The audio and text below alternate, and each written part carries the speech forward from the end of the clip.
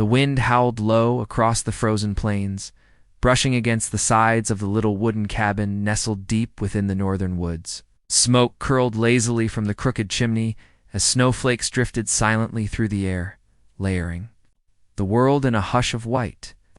Inside, the fire crackled, and a woman moved with quiet purpose, her footsteps soft on the old wooden floor. Her name was Eliza. For 7 long years, she had lived here alone, tucked away from the world, carrying the weight of memories that time had failed to ease. She had arrived in these woods a widow at 26, fleeing a past filled with heartbreak, carrying nothing but a small trunk of clothes, her grandmother's lantern, and a heart filled with sorrow. Her husband, Thomas, had been killed by outlaws the year after their wedding. She had never found peace after that. Only silence, only snow. The world had become too loud, too cruel, and so she had disappeared from it. Here, she chopped her own wood, raised her own chickens, grew what little she could in the warm months, and traded occasionally in town for flour or sugar. She rarely spoke. No one visited. No one dared venture this far into the forest, not with the stories of wolves and the whispered fear of the wild Comanche who still roamed the outer hills. But Eliza had made peace with solitude, or so she thought. It was the coldest winter yet. The sky had turned pale gray, threatening another storm. She had just finished feeding her chickens and was stepping back inside, when she heard it, the distant crunch of snow under hooves. At first, she dismissed it as wind, but the sound grew, clearer, steadier, more rhythmic. Horses. Her heart leapt, and her breath hitched. No one came here, not unless they were lost. She reached for her father's old rifle hanging by the door, eyes peering through the tiny frosted window. There, emerging from the tree line, were riders. 7 of them, broad-shouldered men. On powerful horses, their figures wrapped in leather and fur, their faces proud and unreadable. The lead rider had long black hair flowing in the wind, and even at a distance, his presence was commanding. Eliza's fingers trembled around the rifle. She stepped out cautiously, the cold biting into her skin. As the first of the riders dismounted and approached slowly, hands raised in peace, his voice was deep, respectful. He spoke perfect English, though his accent carried the rhythm of the land. He asked if she had shelter for the night, for a storm was coming, and they had been riding for days. She studied them closely. Comanche. Fierce warriors by name, feared across the plains, yet something in the lead man's eyes, dark and steady, held no threat. Only strength, only dignity. Against her instincts, she nodded once, stepping aside. They entered quietly, grateful, but reserved. One by one, these massive men ducked into her tiny cabin, filling it with presence and heat. They removed their snow-covered boots, respectful of her space, their leader thanking her again with a nod. His name was Khitan. She didn't speak much. That evening, only served them what stew she had left. They ate in silence, exchanging looks in their native tongue, but never without honor. Khitan sat across from her, eyes lingering not in lust, but in curiosity. He asked how she came to live alone, and though she said little, he understood much. The storm raged through the night, snow slamming against the walls, but inside the cabin was stillness, warmth. Khitan offered to tend the fire, careful not to intrude. The others rested on the floor, taking up corners like wolves bedding down in safety. By morning, the world outside was buried under snowdrifts. No one could leave. The days passed. Eliza became used to their presence, their quiet ways, their small, respectful conversations, their eyes that missed nothing. They helped her gather wood, repaired her chicken fence, even reinforced the roof without being asked. Slowly, Eliza's silence began to crack. She shared stories over coffee. She smiled against something she had not done in years. And Khitan was always near, but never too close. He asked about her life before, and she found herself telling him things she had never said aloud. About Thomas, about the loneliness, about how she sometimes feared she'd forgotten how to live. He listened. Not like a man eager to fix, but like someone who had carried pain. 2. On the fifth night, as the firelight danced on the cabin walls, Khitan told her his own story. He had once been a warrior, raised to fight, trained in battle since childhood. But he had left war behind after seeing too much blood. His people had suffered. The land had cried out for peace. He now traveled with his brothers, seeking a place to build something new. A home. A tribe reborn in harmony. His voice was low, but his words were heavy. Eliza listened, captivated. The storm outside raged on, but inside the cabin, something had shifted. Their hands touched by accident, reaching for the same log neither of them pulled away. That night, sleep did not come easy. She lay awake under her quilt, heart racing, memories battling new feelings. She wasn't sure what. Frightened her more her past or the spark that now flickered in her chest. She got up to fetch water, only to find Khitan sitting alone by the dying fire, his profile lit by flame. Their eyes met. "Ah!" She said nothing, only walked over and sat beside him. The silence between them was no longer empty, it was full.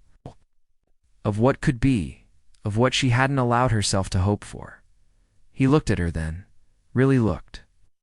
And in that gaze she saw no conquest, only recognition. The kind that runs deeper than time. The kind that says, "I see you."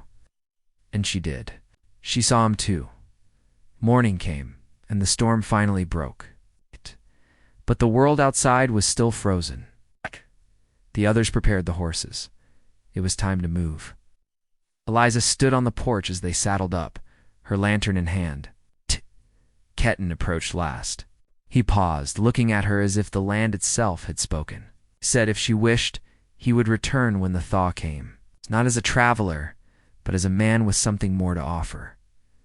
And she whispered something she never thought she would say again.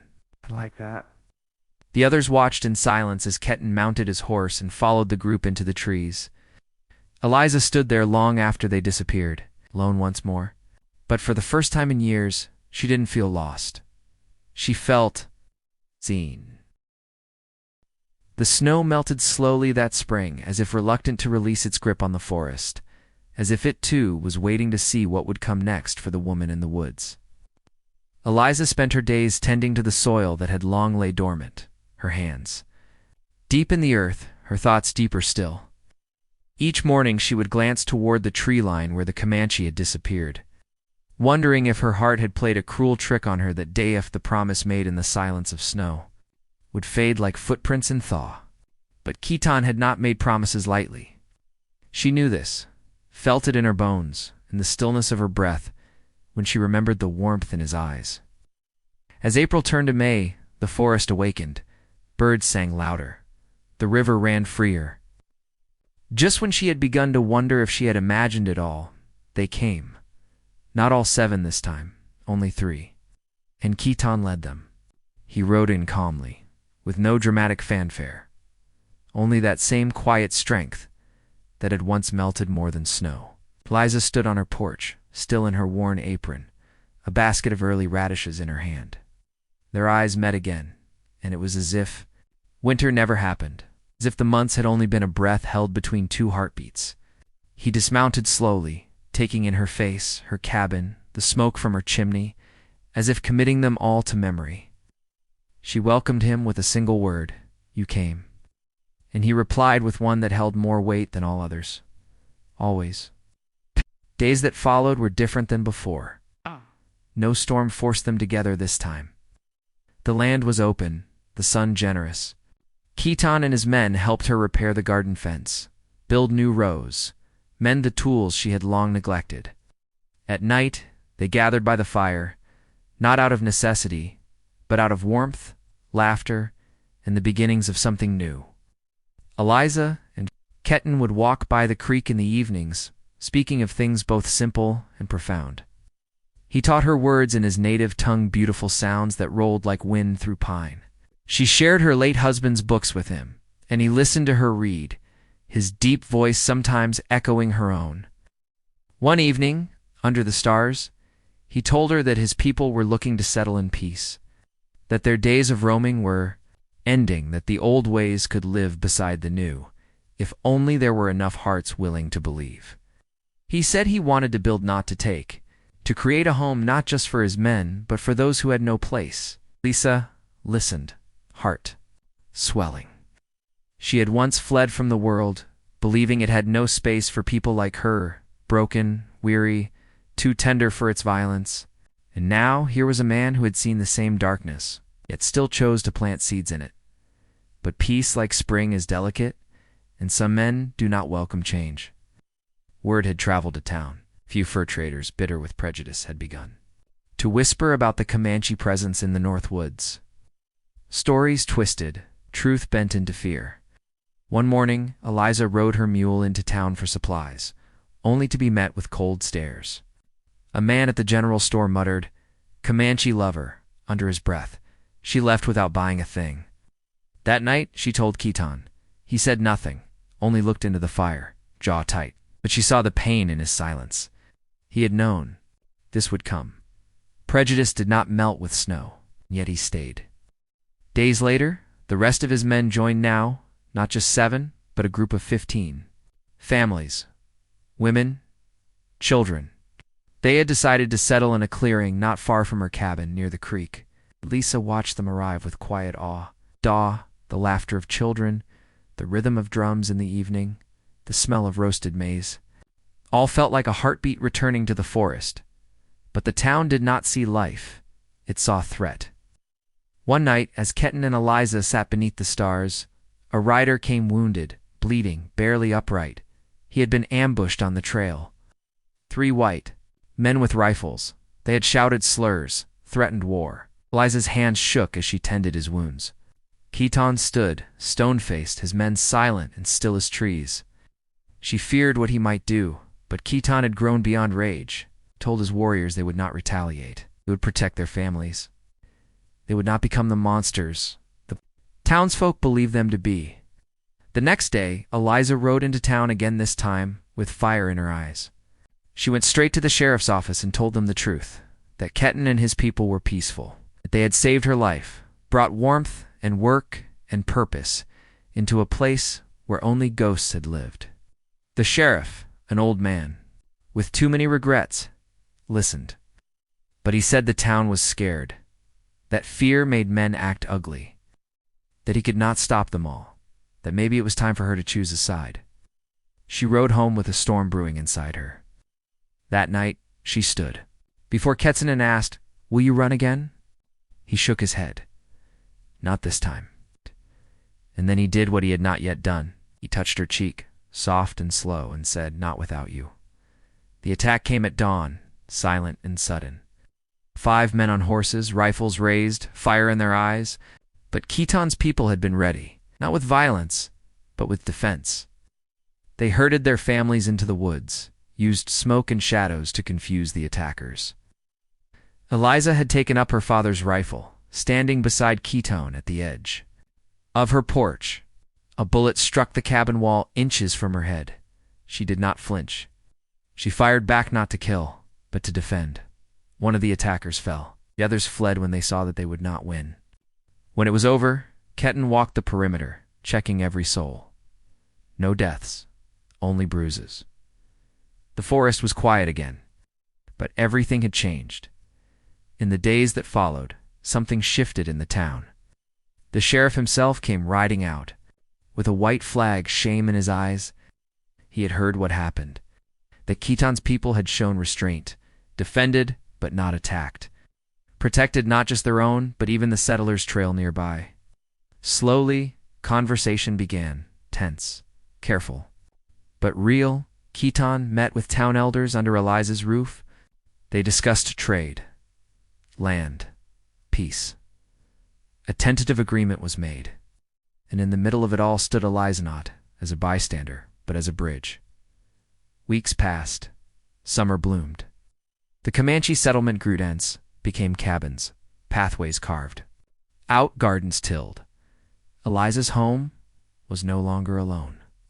One morning, Keaton stood beside her on the porch, watching the sunrise paint the valley in gold. He asked her to walk with him down to the creek. There, beneath the old pine tree, he knelt not with a ring, but with a carved wooden token.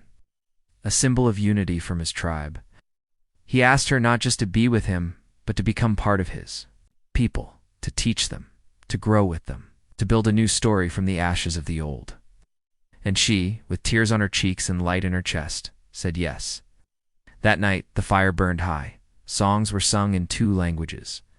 Children danced. And Eliza danced too, barefoot, laughing, alive. The woman who had once buried her heart in snow now held it out in the open.